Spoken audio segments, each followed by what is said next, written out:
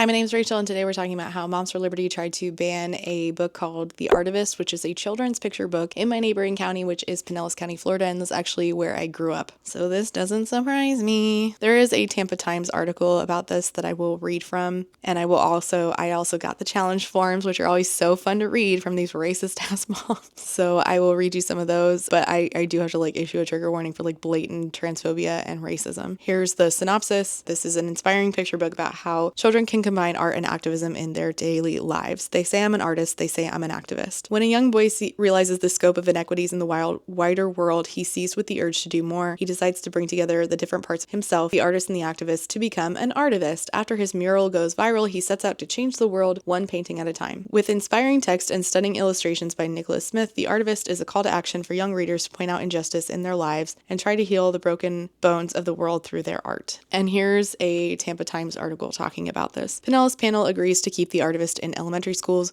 4 parents objected to the book, saying it was too political for young children. And this was written by Jeffrey S. Solacek. Author Nicholas Smith's illustrated book encourages children to use art to promote social change, will remain in Pinellas County schools. A committee of Pinellas parents and teachers unanimously rejected a request from 4 Curtis Fundamental elementary families to remove The Artivist from elementary schools because of its political views. The members found the book suitable for student needs and appropriate for the age group it was available to.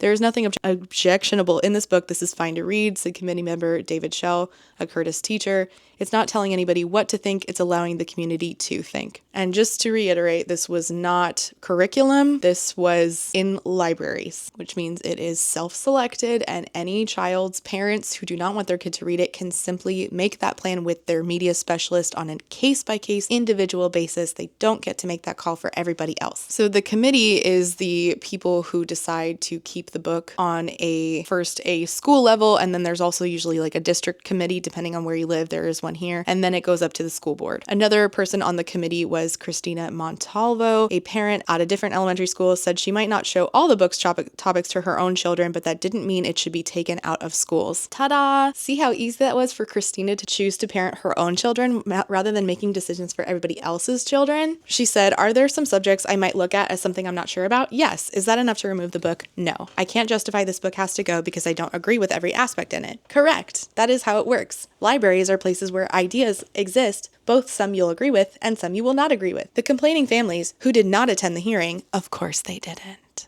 Of course they didn't. No balls. You have no courage. You guys have the spines of jellyfish. Drive 35 minutes over to Tampa and show me you have a spine in person. Otherwise, it didn't happen. I don't believe it. Show me in person. Come on. These families raised questions about pages in which a young artist is portrayed supporting transgender youth, opposing violent police, and stating that children's lives are worth more than guns. Oh my God. How controversial to say that children are worth more than objects. How incredibly divisive a statement. Some Pinellas County parents objected to artwork that referred to police violence in The Artivist by Nicholas Smith. In a written statement, parent Tracy Mueller said the book depicts conflicts among groups and other topics that influence impressionable youth. My mom used to read me this cute little book about a raccoon mom and her raccoon baby who used to eat crayfish in a river, and never was I inspired to go into a river and catch a crayfish to eat raw. But, if my mom thought that was going to happen, then she could have just said, no, you can't read that raw crayfish eating book. You can't read that anymore. How hard is that? If you feel like your kid is influenced too much by a book, then opt out. How hard is this?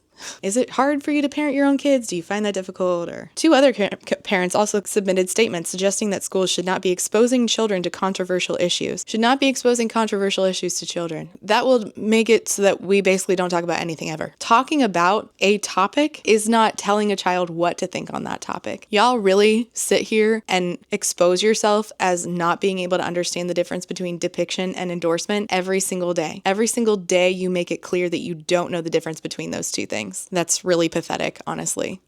Could not be me. And I'm stupid, but at least I'm not Moms for Liberty stupid. School and district media specialists recommended keeping the book, saying it met state academic standards and provided important messages. North Shore Elementary media specialist Tammy Gramlich said she and others chose the book after hearing the author present it at a conference. The book shows that anyone, no matter how young or old, can use their creativity to make the world a better place. About 3 dozen members of the public turned out for the hearing. Most favored keeping the book in schools. A 4th grader said, it teaches kids about good things. Why are people telling me what I can read and not read? The only person who can tell me what to read is my mom. I just want you to sit with that for a minute. Why is it that this fourth grader understands that his mom can make decisions, but you guys don't think that that's good enough? You think that this random fourth grader who you've never met is up for you to make decisions for. Speakers pointed out that parents have the right to restrict access to library books for their own children and said they should not be able to make decisions for others. This is common sense, I fear. They also praised the book for promoting a positive message of understanding the world as it exists and standing up for what is right. And if you don't think it's right, because, I mean, if you're stupid, you don't think it's right, but whatever, you're entitled to your wrong opinion. If you want to think it's not right, then you can, again, just opt out. Tell your media specialist your kid can't touch that book. Ta-da!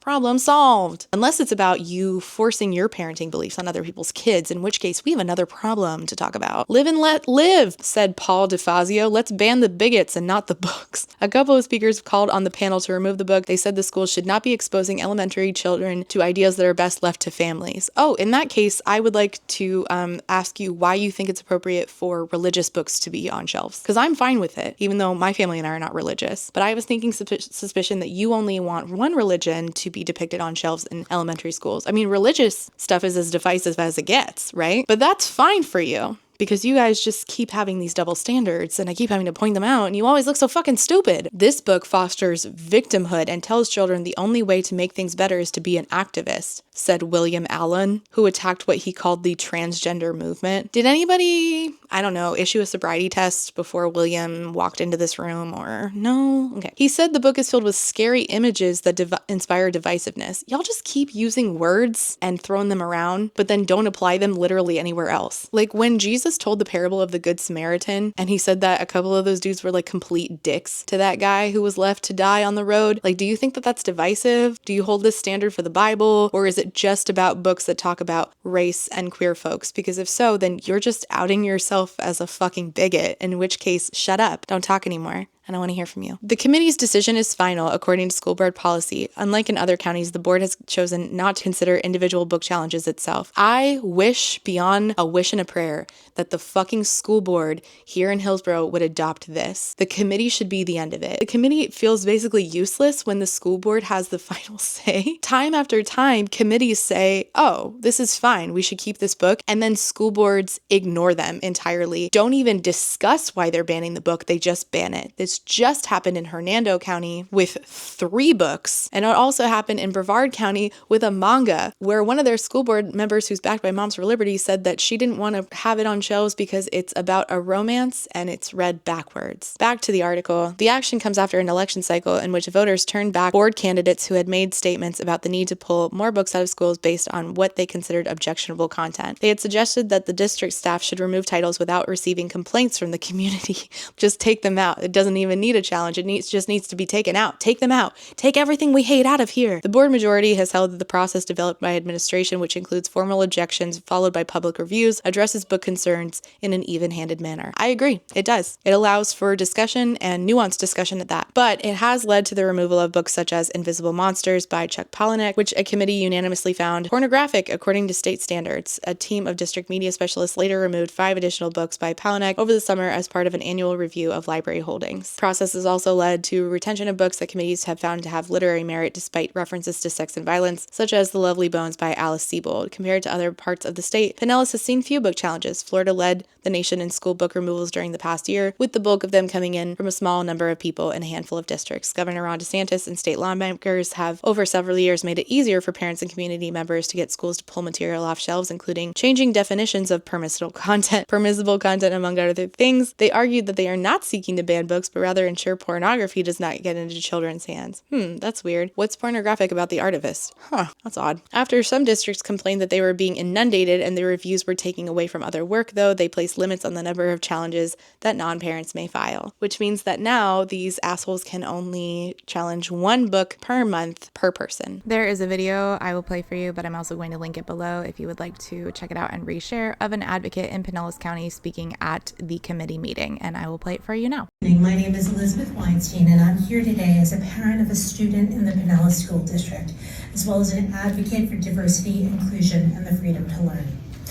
When my children started going to school in Pinellas, in kindergarten, they immediately faced bigotry, and as they grew older and became members of the LGBTQ community, they face discrimination in middle school. So it does exist in both our elementary and our middle schools. I stand before you to speak against the proposed removal of The Artivist by Nicholas Smith from our elementary school libraries and all of our school libraries. This book is simply not a work of art. It's an invitation for young minds to explore empathy and their capacity to make a positive impact in the world. As parents and as educators, our goal should be to raise compassionate, critical thinkers who understand the value of diversity and the importance of standing up for what's right. The Artivist does exactly that by using its beautiful illustrations and simple, profound messages to inspire children to see themselves as part of a larger, inclusive society. It's important to acknowledge that in our district, individual parents already have the right to decide what their children can or cannot access in the Pinellas School libraries. If a parent objects to The Artivist, they can opt out and ensure that their child does not have access to this literature. That is their right and respects their personal bigotry and values, if that's their beliefs. But no parent has the right to make that decision for everyone else's child. Banning this book for all students denies other families the opportunity to access it, even if they value its message and want their children to read it. This isn't about protecting children. It's about imposing one group's religious and political beliefs on an entire community. And that's not how public education should work. When we censor books like The Artivist, we don't protect our children. We limit them. We deny them the opportunity to learn about the world around them, to see themselves reflected in literature, and to grow into compassionate, well-rounded individuals. Removing this book from our libraries would also set a dangerous precedent. Once we start banning books on subjective objections, where does it stop? Will we remove all of the literature that challenges the status quo or dares to inspire independent thoughts?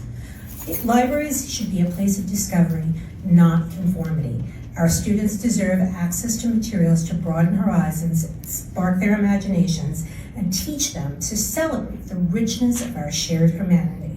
I urge you to stand on the side of education, diversity, and inclusion and allow parents to make their own decisions for their child. Thank you. So let's actually look at the post by these Moms for Liberty followers about this book. Part of the challenge form from one of these moms said, identify the portion of the material you objected to and why. Number 1, problems in our world larger than life do not need to be in the mind of young children. This can create anxiety and is inappropriate. You know what created anxiety in me as a kid? Being told that if I didn't believe in God, I was going to hell. Also, school shooter drills. Just saying. Hey, what's up? Remember that guy who I quoted from the school board meeting earlier, William Allen? Here's his Facebook. Hell is a real place, and many people are going to burn there forever. So, yeah, that's not scary for kids, but apparently everything in this children's book is. Great job, y'all. You're doing great. Keep up the good work.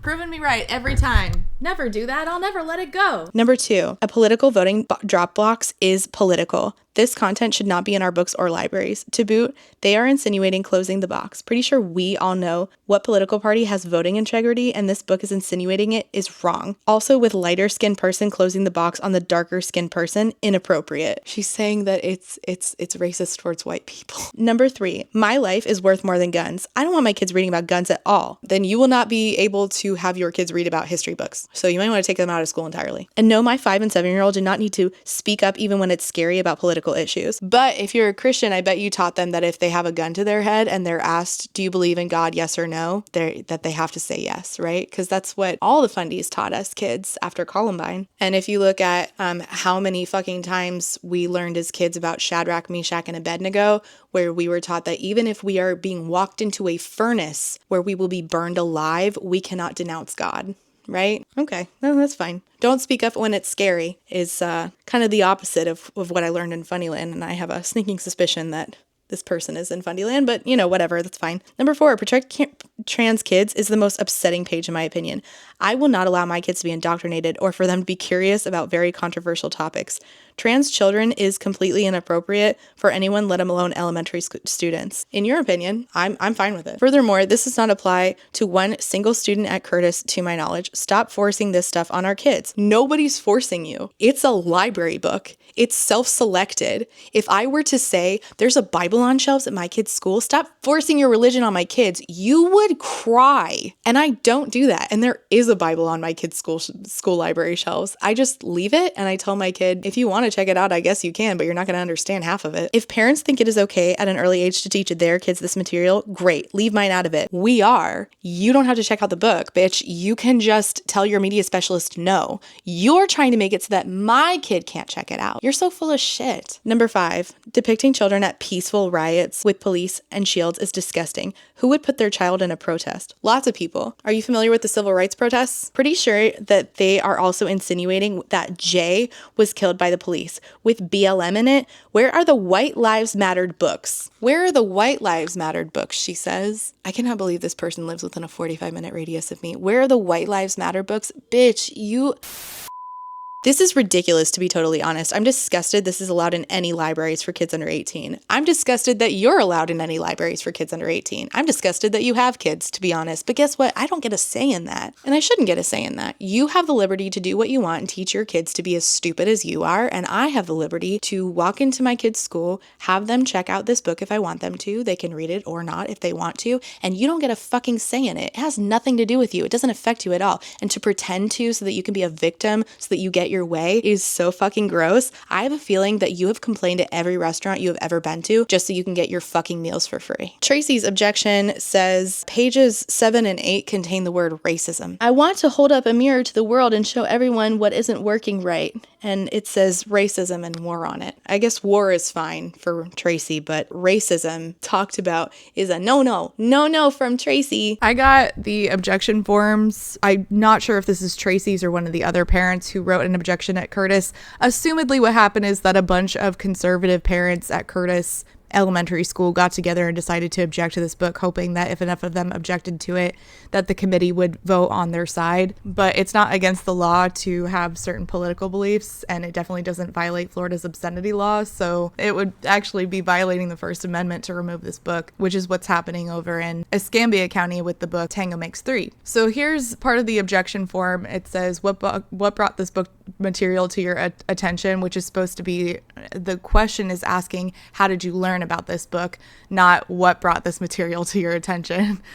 What in the material do you object to that was a red flag for you? But they're so dumb they don't understand what the challenge forms are talking about. But okay, they say that there are images of police in riot gear, prisoners, gun violent protests, the words trans lives matter and other social justice issues portraying one person's perspective and also not appropriate for young children. All of that is completely subjective. You can have opinions on gun violence, but the fact is that gun violence does kill people. Not appropriate for young children is incredibly subjective. I would allow my kid to read this book, so why is their opinion more valid than mine? This is the problem with debates about books. Did you examine this material in its entirety? Yes. If not, what sections did you examine? So this is common where they're trying to encourage you on book challenge forums to read the whole thing so that they're not wasting their time on out of context excerpts. Number 3, identify the portion of the material you objected to and why. You must be specific and provide page numbers, sections, timestamps as appropriate. Page 5 and 6, mentioning us versus them. Okay, do you also take this approach about like talking about civil rights or the Civil War or the Revolutionary War, all of things that my kid are learning currently in elementary school. So like, where do you draw the line with this? Page 7 and 8, racism. Page 15, 16, bombs, war. Again, how do you talk about history without talking about war and bombs? Page 23 and 24, gun violence message on shirt of a child. Page 25 and 26, protect trans kids on mural of building. Page 27 and 28, Black Lives Matter movement. The author did an amazing job with illustrating this book and there are some sweet messages throughout it. However, I feel that the issues portrayed in this book are not appropriate for elementary ages. Parents should have the right to talk to their children about this subject matter if when they feel it is appropriate. The fact that a teacher could read it aloud in class or a child could check this out at the library and read it, look at the illustrations before bringing it home isn't okay. I disagree. I think that if you are concerned about this book in particular, you can make a plan with your child's teacher and media specialist, but the rest of us should not have to be afraid just because you're afraid. I don't have a problem with this being read in class, so why do we need to cater to you and make the classroom fit your opinions rather than just you opting out and making a plan? Is there any age grade you would recommend this material? Yes, middle or high school students who are discussing social justice issues, but this book is also very one-sided and I feel divides people more than joining us all together. Okay, well, I think your transphobia divides us, but again, we're all entitled to our opinions, aren't we? So on the objection form, a gun violence message on shirt of a child. My life is worth more than all the guns. As a parent, I don't see the problem. I would buy this for my kid. Page 25 and 26, protect trans kids on mural of building. I'm not seeing a problem. It's a painting. If you're just transphobic, just say that. Page 7 and 8, racism. I'm not, I'm really, truly not seeing the problem here. Point it out to me. Where am I? I'm looking. I'm not finding it. So these are the kinds of things that Moms for Liberty and their affiliates are actually upset about being depicted in schools. And you can see that they think that these things are divisive and that they are inappropriate for children and that their word should be law and that their word should be the baseline when in fact they are stupid and I don't want them to be the baseline for my kids. Thank you. But then we have Stacy Guy. Stacy Guy was the Moms for Liberty backed candidate who lost. She lost her election. Please eat it. She lost her election for school board in Pinellas County, Florida. Oh, eat it. Oh, I bet that burns. I bet it chafes. Stacy Guy encouraged parents to turn out to the committee meeting. Actually, it's not parents. I shouldn't even say that. She encouraged people to go to the committee meeting. Here's her post, which is still up right now. Here's a chance to stand up to protect children. Against what? Tracy? Stacy? Oh my God, all of you are named the same thing. Good fucking grief. Against what? A library book? Bitch, just opt out. Opt out. Why do you make everything about you? The Pinellas County School Board is holding a hearing for the book called The Artivist by Nicholas Smith on Tuesday, December 10th at 5 p.m. at the Pinellas County School Board building. This book is in elementary schools in Pinellas County promoting the trans agenda for children. The trans agenda. The trans agenda. The trans agenda. Oh, what's your name again? Tracy? Stacy. While we love all people... Stacy, no, Stacy, no, you don't. Yes, this is so loving of you. It's so loving of you to want to dictate what other people's kids read. Stacy, no, you look so stupid. Stop talking. No more typing. It makes you look bad. While we love all people, this agenda is dangerous for children as outcomes show increased lifelong physical and mental health problems. Stacy, see, that is just not true, Stacy. That is just not true. Unless you ask fundamentalist evangelical doctors who banded together to only talk about information that confirms their own bias. But if you ask actual health professionals that put health and data and statistical outcomes that have been proven over their religious beliefs, you will find out that what you just said is a fucking lie.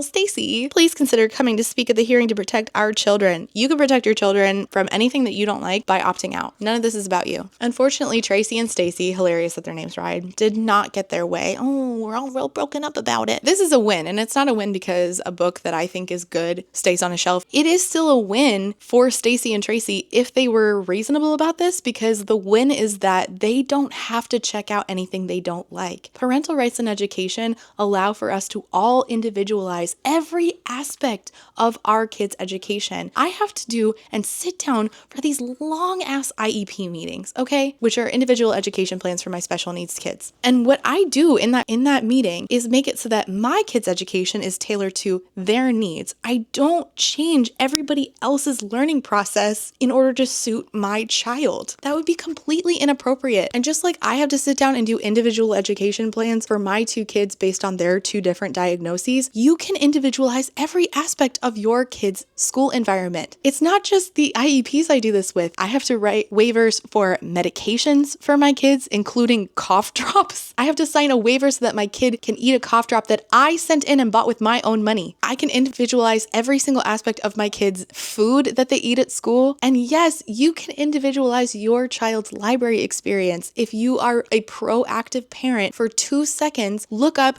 who is my child's media specialist. Send them an email. Hi, I'm the mom of insert name. I don't want them to check out this list of books. If you want to print out the entirety of booklooks.com and send it to your kid's media specialist, you have the right, and it is their job, unfortunately for them, to listen to that and to go into your child's online document and write down every single one of those books. That is them doing their job. That is how we individualize our kids' education according to our personal needs and beliefs. It is not you exercising your parental rights or exercising safety of children to make calls for other people's kids based on your desires. I don't have an opinion on whether or not I want your kid to read this book. I have an opinion on whether or not your kids should have access to either read or not read, depending on your particular family. The answer is you should always be the final call, and I should be the final call if I want my kid to read it, not you. That is not parental rights in education. And listen, your Christian Tuttle Twins books are on shelves normally, and if they don't have them, ask if they are approved at your kid's school and put them on the shelves yourself if you want to, or ask the district to approve it. You can also contact your entire school board, and then the parents who want their kids to read fucking Tuttle Twins and Boxcar Kids can check those out too. It is not hard. If you want more Christian nationalist books on the shelves, then supply them. Like, your opinion is that talking about protecting trans kids is a trans agenda. My opinion is that this book, which is on the shelves at my kid's school district, is a gender-based ideology that certain people have an agenda about trying to press onto other people's kids too. I would know. I grew up with it. But I'm not challenging this book. It's there for the Christian kids whose parents want them to check it out. And if they are low-income parents and they can't get to the library, then the freaking school library might be the only place they can get this book they really want. And it's not for me to decide if your kid can and cannot read that. If I'm not challenging this, then I don't see why you should be challenging this. Why do y'all consistently hold double standards and then claim to be victims? Get a grip. Oh my God, it's a children's book. Anyway, I'm buying it for my kids because it sounds really cute and the art looks beautiful. Then again, I always buy my kids like books that I see that are challenged and banned. The ACLU sent me this one actually, but I have a bunch of others. The ABCs of Black History is one of my personal favorites because it references one of my favorite people, which is Angela Davis. I also really like Pride Puppy, which I don't know if that's been challenged or banned yet, but it probably will be because lots of books about Pride are challenged and banned. But Pride Puppy is one of the cutest books about Pride Parade ever. And I did get to take my kid to a Pride Parade this year on accident. We were going to get bagels and we stumbled upon a Pride Parade. Anyway, I take my kids to Pride. In fact, we went in Pinellas County where this book was challenged. We've been talking about Pinellas County. That's where we went to the Pride Parade. You are not forced to engage with Pride. You are not forced to check out books that you don't like, and neither am I. I'm not forced to go to Trump rallies. I'm not forced to check out books about biblical womanhood. You can do what you want. I can do what I want. You parent your kids. I parent mine. Stay the fuck out of my business. Stop being such a victim all the time. Not everything is about you. And please, can you all tip your waitresses? I mean, my God, Fundyland is so mean to not only librarians, but the way that y'all treat waitresses directly after church. Oof. Oh my God. That poor Village Inn over in Pinellas County, and you all know what I'm talking about if you live there, that Village Inn has some of the worst treated waitresses of all time. I could go on about Pinellas County for like forever, but we won't. Anyways, fuck Moms for Liberty. This seems like a great book. I hope you'll check it out for your kids. Let me know what your favorite children's book is that has been challenged or banned and where, and I will see you all next time. Bye. Okay, before I go, I have to say thank you for being a friend to my Therapy Bills patrons, and those are Alexander, Ashley H, Astra, Brittany Bobitney, Call Me Kodiak, Cami,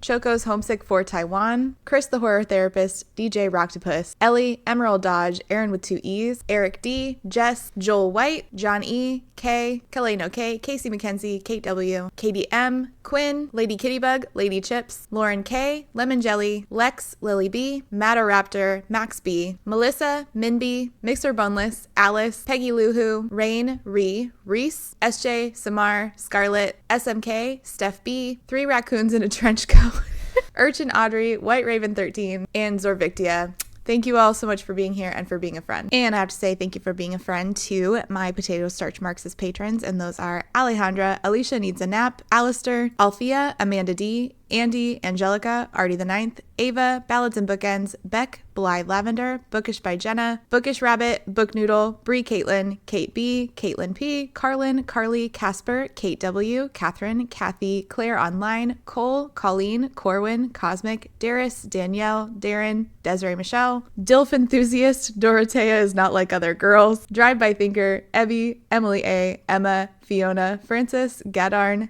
Halia Artisan, Hannah C, Harpy Kuro, Helen P, Harissing, H. Rissing. Oh my God, you're going to have to tell me how to say that. I'm so sorry. JM Tennant, Jay is on Olympus, Jelly V, Jello Salad, Jen Michelle, Gender Queer, Jenny G, Jessis Sue, Jill, Jojo Bookish, Juicy Wizard, Kathleen, Catherine, Katie L, Katrina, Kaylee, Kayala, Kendra, KMTV, Laughing Cat Dog, Laura is Angry, Lauren G, Lazarus Ray, Library of Scars, Lindsay, Lisa, Lisa L, LP, Luciri, Lustful Octopus, MK Martin, Maddie, Madison, Man-Eating Plant, Megan, Malara, Mentally Unwell, May, Mima Who, Molly, Myth Lesbian, Never, Nicole G, Nicole R, Paige P, Pandemonium, Paul, Penelope, Penny Chilling, Foxglove, Plague Carrier, Pandemonium, Queen Cereal, Rachel B, Reba, Rebecca, Rebecca R, Rhea S, Ronnie, Rosie Thorns, Rowan, Sikoria, Saintbringer, Sakialume, Sarah H, Sarah the Bear, Sarah Z, Shamed, Shannon, Sean, Sophie, Stardust, T. Delegati, Talia, That Nerdy Mystic, This Is Not a Trap, what a name, Tiana, Too Thick to Work Today, Trash Can Teddy, Triple M, Tito Phoenix, Unicorn Jenny, Waves, Wobbs, Writer A. Thank you all so much for being here and for being a friend.